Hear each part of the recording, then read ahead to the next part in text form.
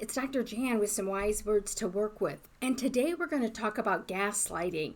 We're going to talk about what it is, how do perpetrators of toxicity and bullying use it, and if you're a victim, what you can do to help mitigate the devastating damages that gaslighting in the workplace can cause you. So let's start off with talking about what is gaslighting. And gaslighting is a form of toxicity and bullying that a perpetrator uses to manipulate and harm the target. So the whole point of gaslighting is to get your credibility undermined. They want everybody in the workplace to believe that you don't know what you're talking about, and also they want you to believe that. I used to work with somebody and she would say, the point is of what they're doing is to get you to question your reality. And sometimes she would come back and say, I think it's this, but I'm not 100% sure, because they had gaslit her because she did believe that she wasn't credible. And did she know exactly what she knew? Okay. And they want you to question what you know. Okay. And the point of that is because when you report or human resources is talking to you, if you waver, okay, what happens is then you're not seen as credible. And aggressors come across and portray gaslighting in several different ways. Of course, one is blaming the victim. You're the problem. I didn't do it. You did it. Another one is projection. So they will project what they've done onto other people. Okay, I call that whataboutism. Well, what about John? John was lying the other day, and it was much worse. Okay, again, these are all ways to push the narrative away from them and back onto somebody else. They often minimize the experiences. Well, it wasn't that bad. Okay, that wasn't such a big deal. Charging around the table at Jan, that's not a big deal. Okay, they minimize the experiences of the target. And really what they're doing is minimizing the impact of their aggression on the target of workplace bullying or toxicity. Another thing that aggressors do is they will twist the facts. Okay, they will twist the facts and leave parts out. They'll pick something that's positive. They'll leave out the negative. And here's the problem with gaslighting, especially when you have bystanders and witnesses who are in cahoots with the bully, is a lot of times what will happen in these situations is you have bullies who have manipulated and gotten the loyalty of bystanders who will corroborate the story of the bully.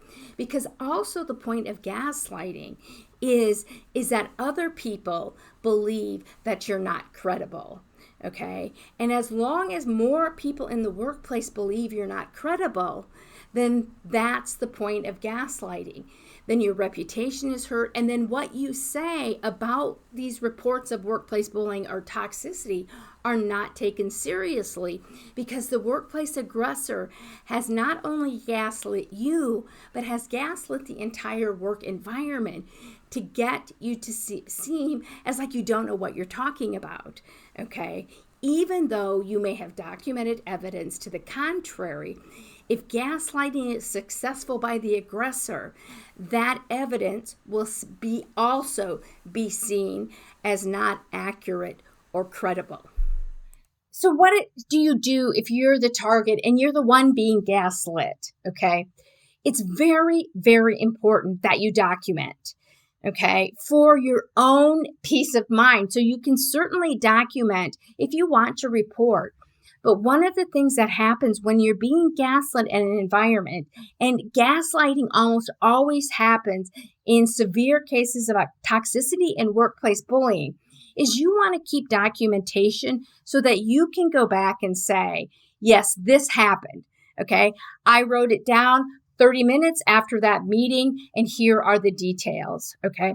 And the other thing, when you are being gaslit, let's say, for example, you're in a meeting and that bully is coming after you, okay? Nothing is more credible than you taking out your notes with all the documentation of what was said, who said it, when they said it, and what people's reactions were. That, again, even though maybe there is still a narrative that you're not credible, you can go back and continue to report on the facts of what was said and what was done. The other thing that does is it really, I think, empowers you, because you know that you have down what was said, when it was said, and you know that what you're talking about is factual and real, even though they're trying to undermine you. It also, if you can go back to the facts when you're being confronted, that helps you take that emotion out, and it makes your response better. Again, if you have people in your workspace that you can have as a strategic ally, that's beneficial. The other thing is let's be honest and real here. Gaslighting and being in a toxic work environment or workplace bullying has real life consequences for you. Okay. And it is painful and it is difficult to get up every day, every Monday, or when your first day of work of that week is, to get up and go. You have to take care of yourself. Okay. You're the most important thing. So you have to learn how to reduce the traumatic effects of workplace bullying and toxicity. And if you need help with that, you can email me at jan@stopbullyculture.com. The other thing about when we try interventions, there isn't a one size fit all. Okay. So these strategies that I'm giving you are suggestions for things that may or may not work for you. You have to keep trying things, because sometimes in your situation, every situation of toxicity and bullying is unique. You have to try things and evaluate. Was it successful?